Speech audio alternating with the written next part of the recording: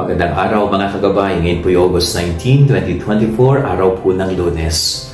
Sino ba sa atin ang nais makapasok sa kaharian ng langit balang araw? Alam ko po marami. Lahat tayo gustong makarating at makapasok sa kaharian ng langit balang araw. Pero paano natin magagawa yon? Paano tayo makakarating doon? Katulad ng sinabi ng Panginoon sa Ebanghelyo, gawin mo, sundin mo ang mga kautusan ng Diyos, gamitin mo ang iyong mga biyaya, mga ari-arian sa pagtulong sa iyong kapwa, sa pagkakawang gawa, at ikaw ay makapapasok sa kaharian ng langit. So napakaganda po ito.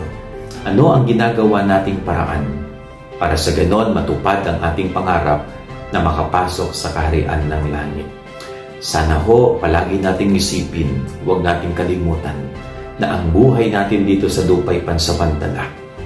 Kaya anuman ang ating naipon, anuman ang ating naipundar, sana gamitin din natin upang tayo'y makarating sa langit balang araw. Sa paano paraan natin gagamitin kung anong kabutihan ang ginagawa mo sa iyong kapwa? Kung anong kabutihan ang iyong ibinibigay sa iyong kapatid na nangangailangan. Yun ang sinasabi ni Jesus. Gamitin ang kayamanan, gamitin ang napundar upang magkaroon ng buhay na walang hanggan. Hindi natin madadala sa langit pag tayo namatay. Hindi natin madadalang lahat ng ating kayamanan.